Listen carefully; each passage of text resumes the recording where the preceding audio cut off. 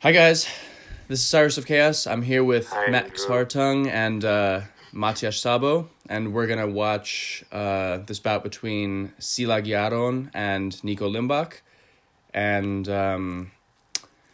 these guys are gonna set up the bout because Nico was their training partner for a long time. So take it away, guys. And it's great how you said the name just right, Hungarian. Nico, Limbach, and Szilagyi Aron.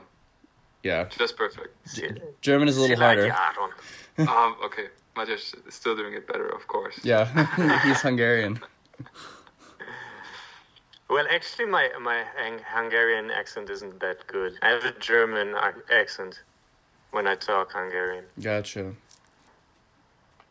Well, my name is Matyas Szabo. I'm a German saber fencer of the national team. And, well, my colleague Max is sitting here in Cologne with me.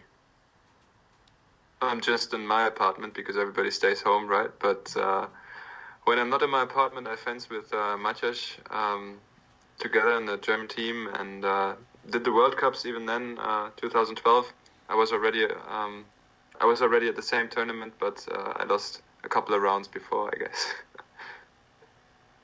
Yeah, both these guys were having such a good day. And Did you Szilagyi, participate, Andrew? what did you say? Did you participate in This Budapest one 2012? I hurt one of my knees really badly right at the beginning of the 2012 season, so I missed the whole thing. But I was there the year before, and I was there the year after.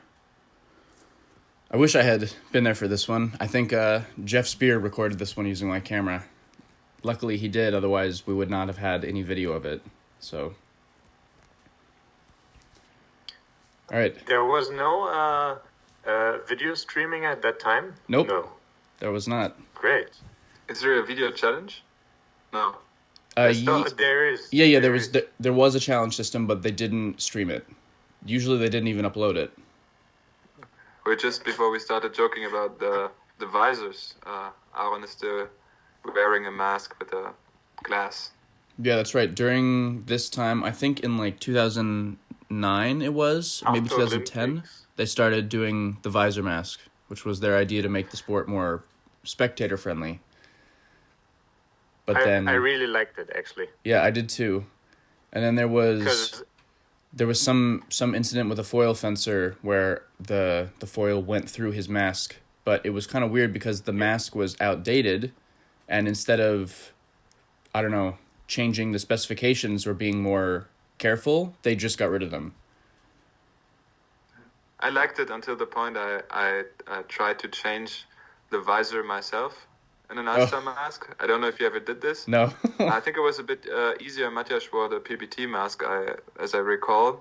They had the screws outside, but the Ulster mask had, I don't know, 20 little screws inside the mask, so it was really, really tricky to if you had to change them. And so I liked it until the point I had to do this, and then I was so happy when I didn't have to do this anymore. No, I had the PBT mask as well. Like Nico and Aron had the same mask, and I think it was very good because on each tournament, at least once or twice, someone hit me on the visor. So And it didn't count. There was no light. Yeah. It didn't count, and it was actually, in my opinion, it was an advantage to wear a visor mask. Yeah, definitely. That's target area. I think I qualified for junior world championships with this mask. It was 14-14 on a junior World Cup against Richie, our team colleague, and he did a long attack, and I got up on 5, and he hit me like completely over the whole visor, and the light didn't go up. Oh my god. So Face parrying. I remember that funny too. times. Yeah, exactly. And you guys have both fenced Szilagyi and Limbach a bunch of times, right? In this time and a couple of years before, we got our ass kicked daily by Nico at home. So we fenced a lot. He taught us a lot, and with Aron. He's a year younger than me, so we fenced. We started in cadets in Gödele, I believe, was the first time, and then every year since juniors we had some matches, even in the Junior World Championships, until the London Olympics. In this year, I lost to him in the quarterfinals, 15-13. So it's kind of returning matches. Yeah, and I remember you beat him to become Junior World Champion, didn't you? Yes. Actually, I checked it on the FIE website. I have quite the good. I think I won more matches with him than he won with me. But he won the Olympics twice, so he kind of and that's out. Bottom line counts more. Yeah, he got more points anyway. But yeah, we fenced a lot of times, also in the Junior Worlds, and he was actually by far the gold favorite. I was kind of the underdog. I was really lucky back then. It's over 10 years ago now. Yeah, it's crazy to think, right? It's a long time. He was on the podium, me and Daryl. So it's kind of funny to look at the old pictures. Everybody's still around. And Boris Savage. Yeah, but he shows up only in Moscow every now and then. Yeah. He did continue. Yeah, exactly. It's funny how some people like that who are so good in juniors completely disappeared, and others are still like on winning medals and stuff. All right, should we get started? Yes. But we're talking like 2012. Between 2008 and 2012, Nico was, I think, most of the time he was number one on the world ranking. So this was actually an amazing time to see Nico fence, and working with him in practice was very frustrating, as Max already said. Yeah, watching him, he's just like, he's so controlled, he's so unbalanced, his tactics are really good, he's tall, obviously. There's not like one thing I could pick out that's much weaker than the others. Would you agree? Yeah. Totally. Yeah, definitely. Our coach or my dad taught him a very, very technique, probably one of the best techniques I've ever seen.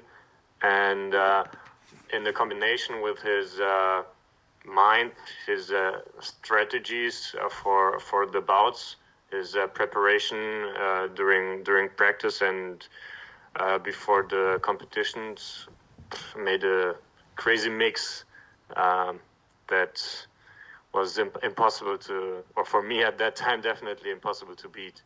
Yeah. One more thing before we start for the newcomers, for the younger ones. There was another rule that changed back then. The blocking time, where you could touch your opponent after you are touched, was much shorter. So it was easier to defend and harder than attack than it's today. I miss that. Anyone who's seen me fence would understand why. All right, should we get started? Yeah, sure. Let's go.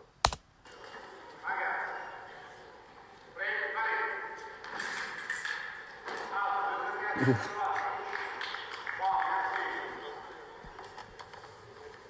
It's a little bit. It's not very clear. My video. It's a little choppy. Let me try dropping the quality and seeing if that helps. Yeah, it's lagging. Yeah, a little bit better. Do you, Max? Yeah, I'm seeing a lot of frames. It's like a... Yeah. Yeah, it's lagging definitely a little bit. It got better. Okay, I can drop it more too. Let me see. It already started with the counter parry though, right? Yes. Okay.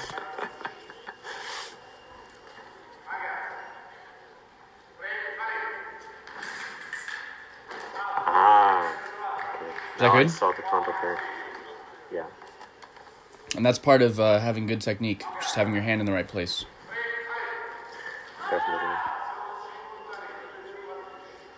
Oh, something else I also remember about this fencing time is they were a lot less willing to call attack and preparation and a lot more willing to call attack counterattack. Do you remember that? Yeah, I think it would back and forth every now and then. Yes, exactly. It's like even within the season. That's one of the hard things about being a fencer, a saber fencer, is adjusting to those changes in calls that happen all the time, right? And I mean, like, all the time is actually they call this action differently to last year. So every month maybe the referees change their mind and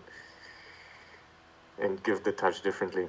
Yeah, it's tricky, especially because a lot of time there isn't really much of an explanation. It just kind of happens, and you have to notice and adjust. Yeah, definitely.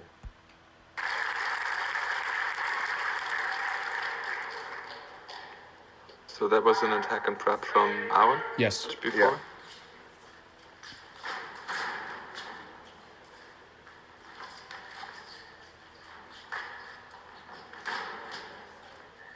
Still lagging a little bit, but I try to figure it out. Okay. Otherwise.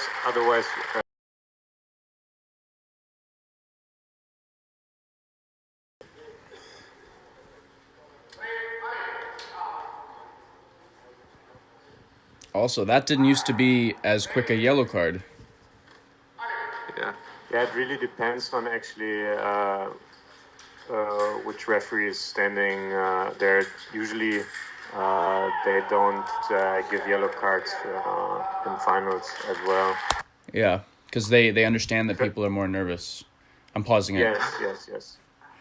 I'm going to go back and just watch that again in slow motion, because that was a crazy parry that Szilagyi got.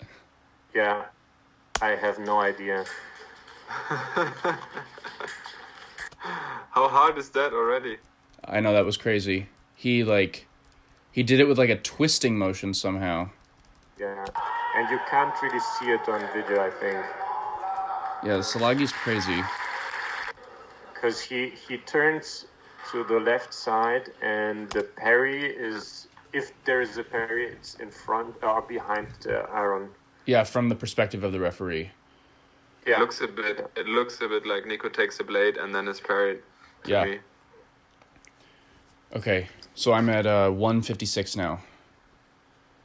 Okay. I'm ready. All right, let's go. Okay. So, okay, the call stands. Yeah.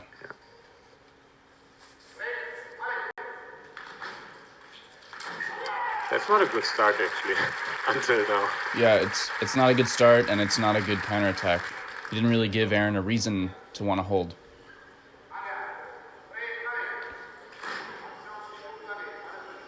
He was fast already.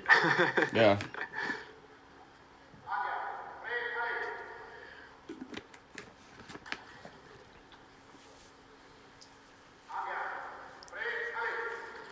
I like it that they don't give so much cards. Yeah, me too. I mean, And go ahead. Pause. did you see the touch, the simultaneous? Yes. I swear to God, nowadays they would call something. Yes. I don't know what, but for sure they would have tried to call something. Right, exactly. Do you like that better or worse? Worse. Yeah? Yeah. Sure. I mean, like, it's not clear, and especially for the audience, for people that are or have no contact to fencing, they don't understand why the referee gives the touch to the right or to the left fencer if it's a very close touch. So I think it's okay. Okay. That makes sense. All right, unpause.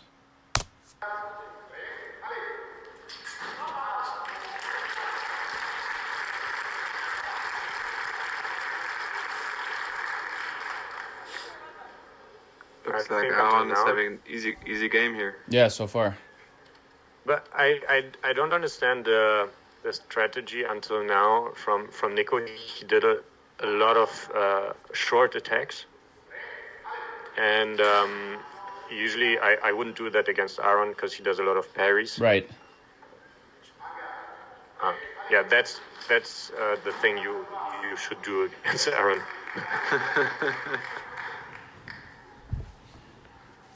There was a good bout in Luxembourg 3 weeks ago in the last match for the third place, Hungary against Germany. He got 5-0. You should watch that.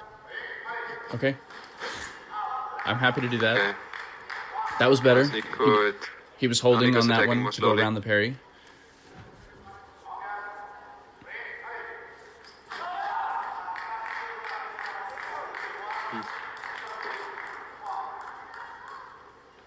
So the call was nothing? The call was attack from the right. Yep, the call was attack and okay. preparation. Yeah. Okay. Oh, which is kind of good because he's flunging, but still, I find it hard to understand the touches in the middle. Yeah. Back then and now. Yeah, exactly. That's the thing you should do and touch the opponent. Yeah. But now, because Nico feels more comfortable, since he got a couple of touches in the middle, he takes more time to attack longer.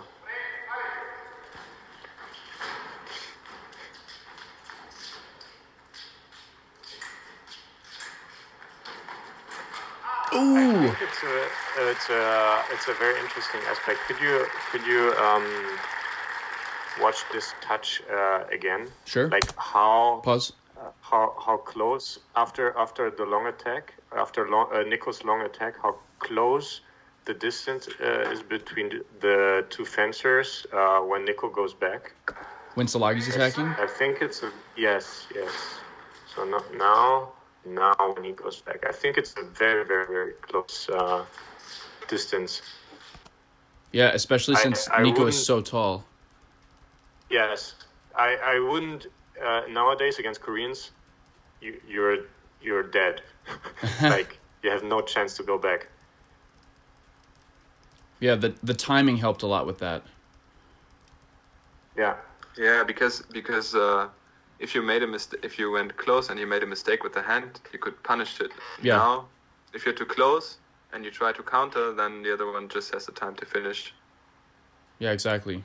So we had more of these long back and forth where there was already 3 or 4 in this match. Yeah, I missed that too. Hardly happens anymore. Yeah, exactly. It's kind of unfortunate. Like that was one of the things that made it so much fun for me. Yeah. So now we're at 5:06. Okay. Okay. Ready? Yes. Go. Ooh. That was a nice mix-up from Szilagyi because he hasn't done anything like that yet. But he tried. Oh yeah, he tried to get hit in prep once. Yeah.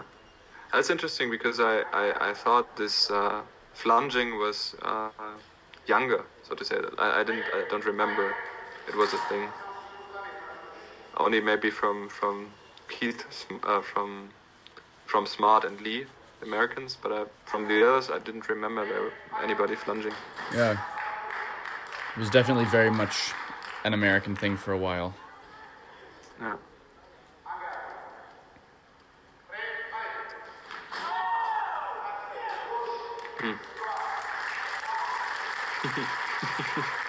They called this one for Aron.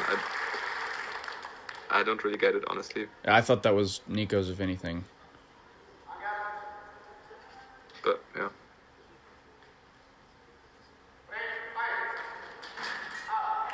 But he was okay with it.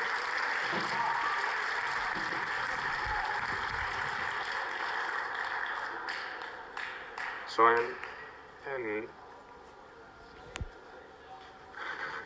I know the final score. This is why the score right now shocks me a little bit. Yeah, me too. I don't spoil. Okay. That was good timing from Aron. He just hit the guard. So it was good that Nico was ready on that one. Well, so Nico's doing the same, and he just started to actually touch. Yeah. Aron. Because he's tried to do that a couple times and hasn't gotten it, right? Yeah. Seems like he's got it right now. Yeah. He's holding a lot more. Yeah. And executing better. That was three fast touches in a row. Now 4. Well, can we pause that for a second? Yeah, pause. Nowadays, a lot of referees call a flunge in the middle simultaneous, stuff like this. Mm-hmm. And I like it a lot that they call attack on prep here, because Aron is actually looking for a long attack. Yes. He's jumping, he's going up, and if Nico would retreat, he would probably touch him. So his intention is not to finish his attack. And oftentimes the referees in the last tournaments called simultaneous or even counter-attack if people were flunging. And I don't really understand why. Because now it's hard. I mean, now Nico can fence a combination out of this, because Aron needs to go shorter. Mm-hmm. I don't know what happens next, but this could be the next call. And even if it doesn't happen every time, it doesn't make him finish short every time, he's thinking about it. But if as the attacker you just get to make an attack and get that touch, then it makes the defender a lot more scared to go backwards. Yeah. So it has a big effect on the game. Yeah. Want to unpause? Okay. Okay.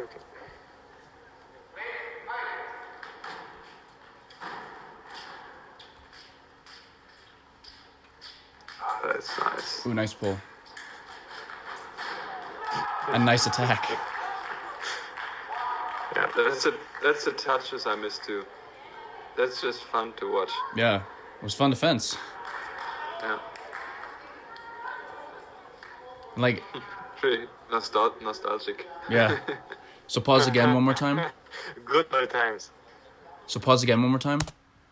So that attack is much harder than it looks, because it looked like Nico was chasing him down really easily, but he actually barely got Szilagyi, and also Szilagyi is so good at getting away backwards that you never quite feel like you have pinned him down. And that's why he's so good at counterattacking, because you feel like you really need to chase or reach to hit him, and when you do, he throws his arm out and counterattacks you.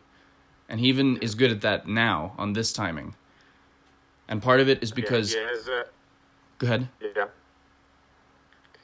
No, he has unbelievably good footwork. Yep. And he's very stable. His upper body is always balanced. It actually doesn't move too much. Yeah. It's balanced, exactly, and that's why he can still, even when he's kind of falling backwards, he's with the arms he's in on guard position, like in 3, and he has still control over his whole body. Yeah, I mean, both of them are super fast, and now it looks like, okay, one is missing the long attack, the other one's missing the long attack, so it looks kind of like an even game. But from when I remember fencing both of them, defending and just going out at the distance in time was really, really hard, and probably on the same day they touched most of their attacks, and this only happens because both of them as a defender were just really, really fast. Yeah. One of my friends... Go ahead. One more point on the long attacks in this bout. I think we should not forget this is the final bout of the Grand Prix, so that means they had a couple of bouts before, and they should be tired of fencing, or not. Like, they should be tired at this point. So it's completely okay, in my opinion, that they miss 1 or 2 long attacks. Usually, Aron and Nico were more patient in long attacks. So maybe this is one more point to explain that they have so many short attacks. Yeah, that's a very good point. Unpause? Okay. Yeah.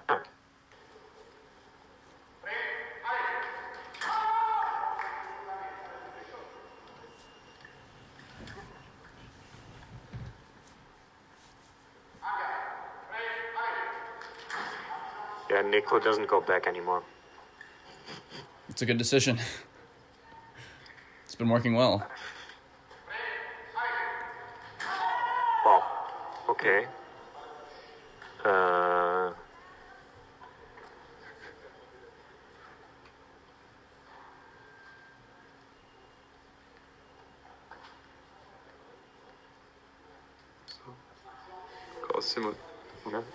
He's calling simultaneous, right? Would you say that would be more Aron's today? Yeah, I believe so. Yeah, I think Nico was looking for him to go back. Yes, I agree.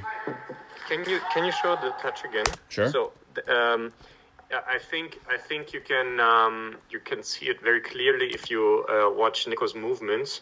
So the preparation is kind of fast. So the first step is very fast, but then when he lunges, he gets slow to see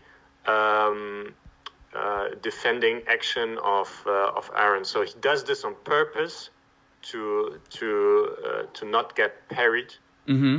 But nowadays you definitely get a counterattack in this. Yeah. So and you should, because it's in this moment it's really hard for Aron to defend. If Nico gets time to continue his attack, if he sees Aron tries to parry or retreat. So these touches are super important for the game, and now I think Nico is an advantage from the tactic that if he has this time to attack and he might continue attacking, gonna be good for him. This is almost like the grounded version of the touch that got called against Szilagyi when he flunged before.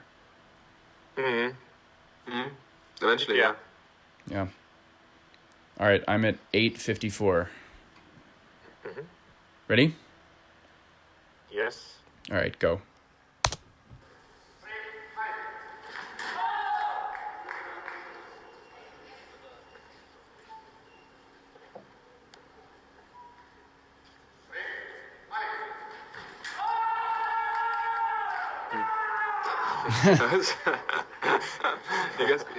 he's got the better moves. Yeah, he does. That's why he wins the match. It's not the attack and prep. It's the winning dance. And of course, Aron missed. This is what you need. After that, yeah. You need the style.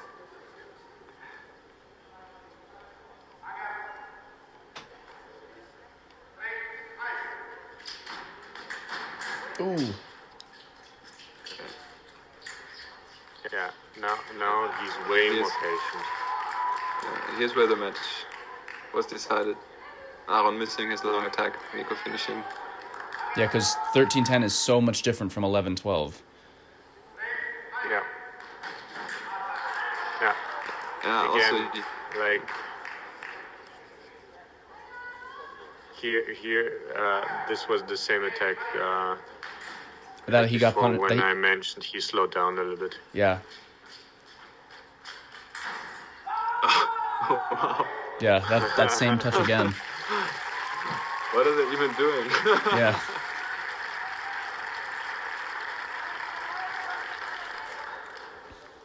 And when you get hit by something like that, you just kind of have to laugh it off and just, get back on guard. I mean, like, yeah. Wow, that was nice. Wow, he's done. That was good. Unusual. That was it. No. He was able to do it, but he didn't do it very often because why? His lunch is so long, or was so long. It's being interrupted by other people. Yeah. Interesting match. Very. Interesting match, and I think I was surprised at the beginning. Nico did short attacks, but if you watch the whole bout, he's a very, very aggressive fencer at that time, and he did a lot of touches with long attacks, and he was very good at it. And as you can see, it was not an accident that he changed. Every time he changes, you can see, and it makes completely sense. Yeah. Because he was a very clever fencer. Yeah, definitely. And he was so dominant after the 10-6 point when one of you said, like, I can't believe what the score is now. Yeah. Yeah, he got 8 in a row before Szilagyi got that, like, crazy spin parry, and then he won the bout afterwards again on a really nice action, so. Yeah, and I think one more aspect of this bout is that Nico was very patient, especially from the 10-6. He did 3 long attacks in a row. Mm-hmm. Usually fencers change their actions very quickly. Like you do 2 long attacks, and then you think, well, now your opponent shouldn't go backwards again. But he was very patient, and he continued doing long attacks, and that happens to Aron when he loses his mind. He does a lot of defensive actions, and so you can do long attacks against him.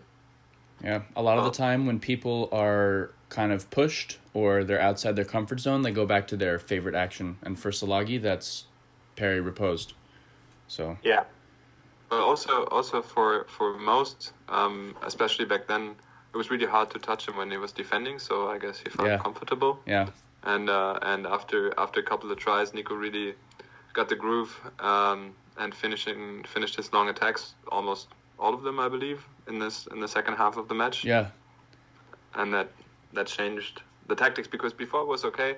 He missed Aron a couple of times, so he felt good with it, and then he just didn't make any mistakes anymore. I think he missed 1 in the second half, 1 long attack. Yeah, and it's when your defense is working, it makes you feel a lot more comfortable doing anything that you want in the center, because it's like, oh, if I fall short, I can go back on defense and it's okay. But if your defense stops working, it makes it harder for you to like take risks in the center, because it feels like if you miss, like, I'm in big trouble now, as opposed to like, oh, I missed, I can just go back and defend myself. So there's that mental aspect to it too. Yeah, definitely. And also I wasn't surprised. Nico at that time was mentally very strong, but he could have lost the control at 10-6, but he was very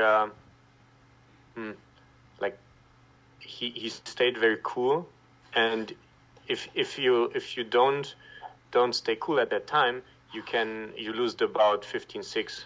Mm-hmm. And he didn't argue with the referee for this small the touches that weren't very clear.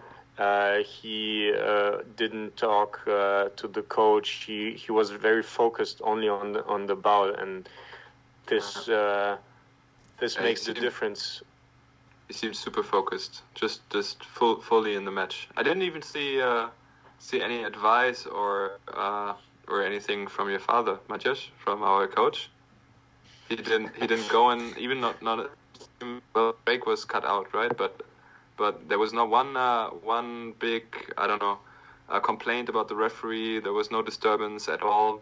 It was just a really quiet and focused bout. Yeah, my favorite bouts are the ones where the referee, it's almost like you forget that they're there, because then there's no drama. You can just, it's just fencing. Yeah. So. Well, there was a couple of video challenges, but I like that they don't give so much cards.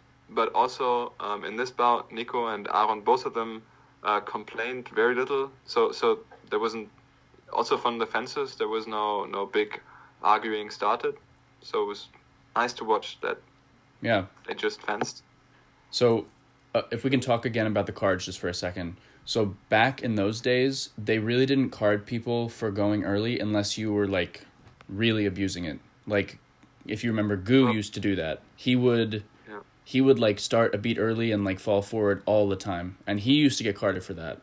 But Well, I think because it wasn't that much of a thing back then, that people try to start earlier than the opponent, and the referees call counter-attack. Mm-hmm. They would use, if somebody started a bit earlier, they would still call simultaneous a lot of times.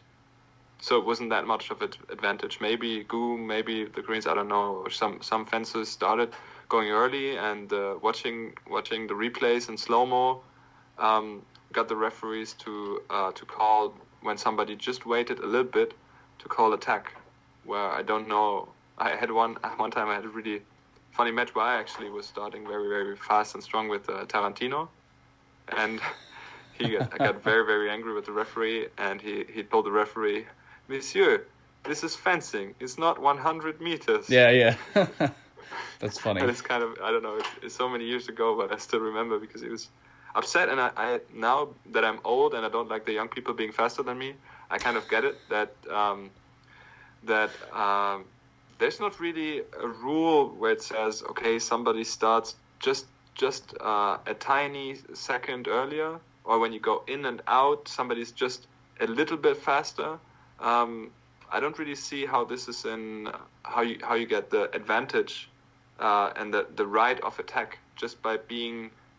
I mean, if somebody just stands and doesn't attack, sure, but I don't see how it goes down to these milliseconds. Yeah, and like you were saying before, it makes it harder for the spectators to understand what's going on too.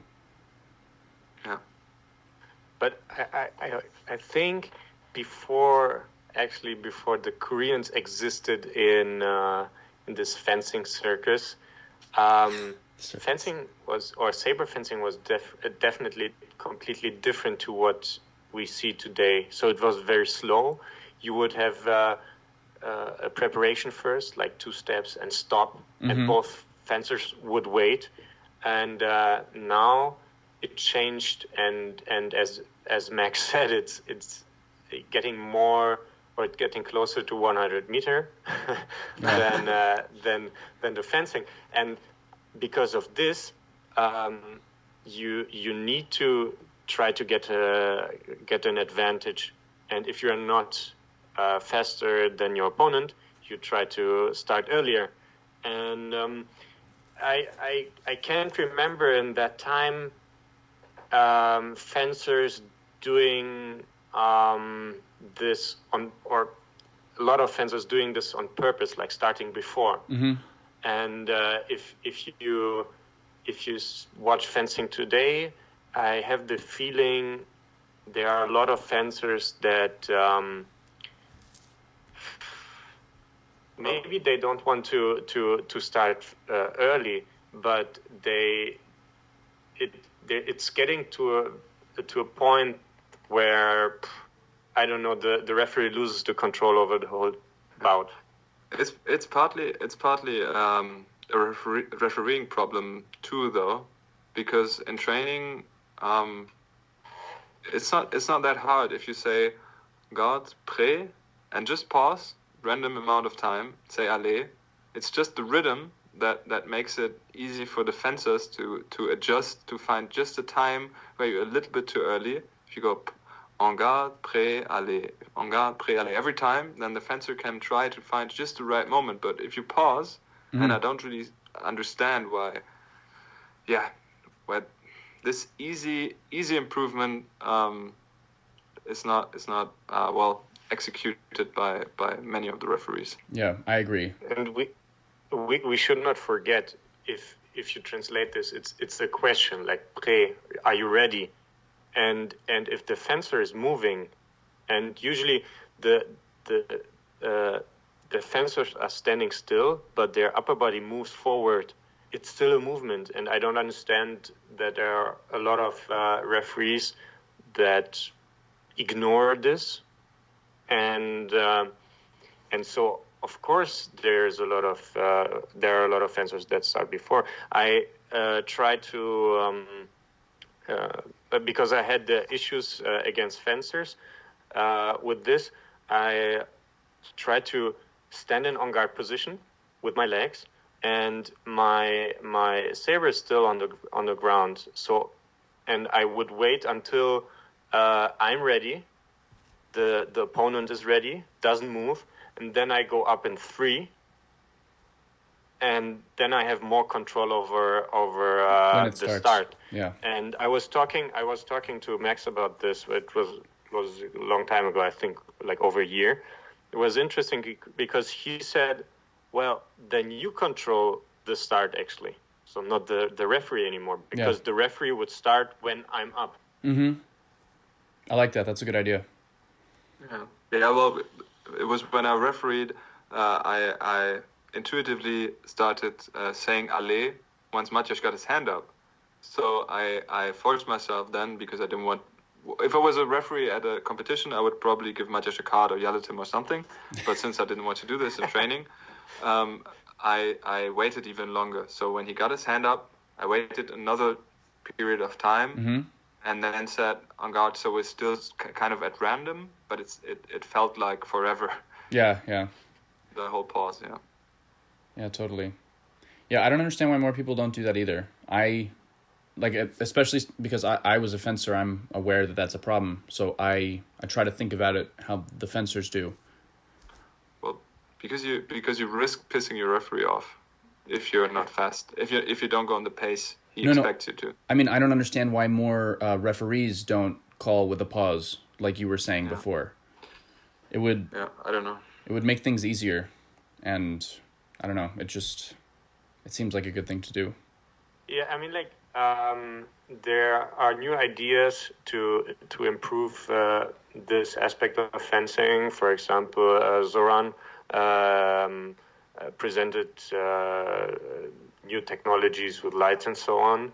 But I think we can improve this by talking to the referees, teaching them how to behave, how to talk to the fencers, and I think this is a massive problem. And in my opinion, with we, you mean the whole fencing family, right? Not the two of us. Of course, because we would never dare to teach referees, but luckily we have this competent federation. Yeah, who's probably listening in right now. we should not, and this is one thing I would. This is very important to me, and maybe the referees have a different opinion, and I'm very happy if someone sends a message and we can talk about this. But we should not forget it's about us. It's only we are fencing. There are two fencers fencing against each other. There's one guy who says ready fence and counts until 15. What happens in between is our job. His job is to decide and not to teach me any lessons, and no shouting, of course. And this is, of course, I'm also a very emotional fencer, but if the fencer gets emotional, the referee's job is actually to calm him down and, for example, give him a yellow card, and not to try to convince him or try to argue back and start shouting. It sounds like that happened to you. I have seen this a lot of times, especially with weak fencers. Mm-hmm. Well, I understand what you mean. I mean, it's still a very hard job refereeing a bout, where we have rules that are that needs to be interpreted that much. So it's still hard being referee, but I agree with you that the way people are handling the bouts is executed very, very differently.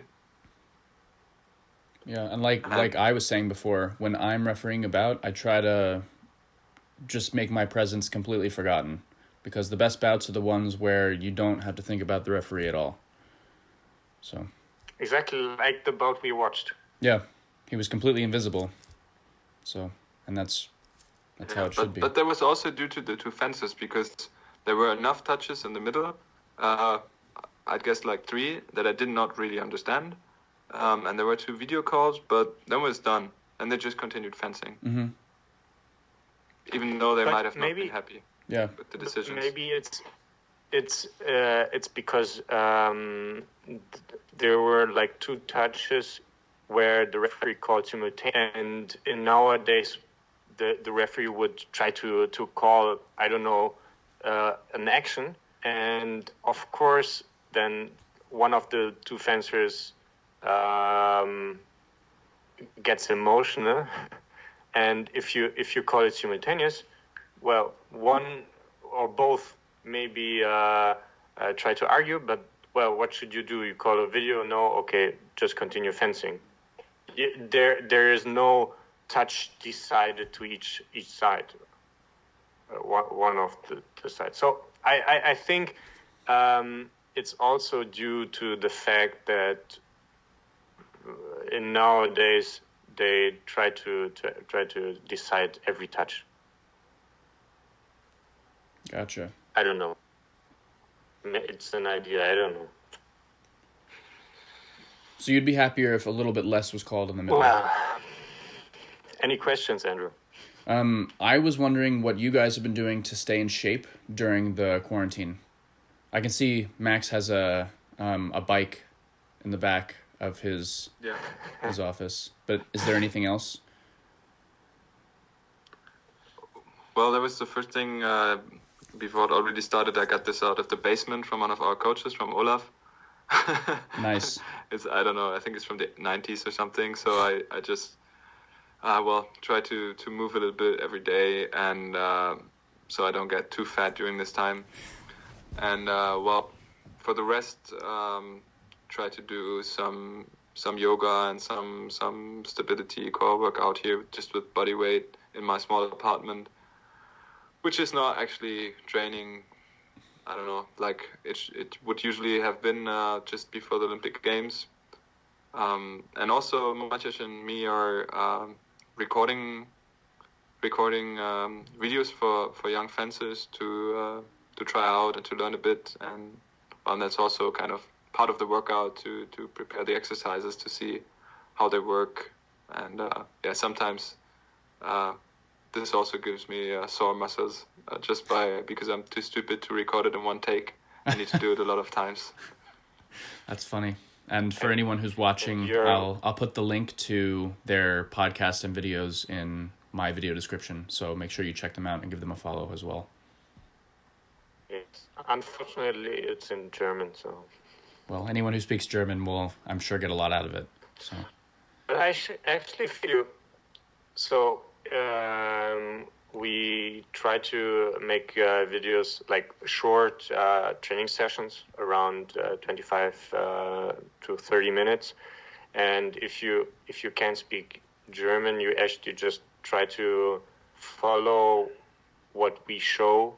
Like you just repeat the stuff we do, and so you don't need to listen what we say. Mm-hmm. So it's actually very, very nice to see for beginners. So we have a beginner episodes, and for intermediate. I'm not very sure yet how we should describe this class in German. It's intermediate or fencers, and we are doing a little bit of coordination and footwork.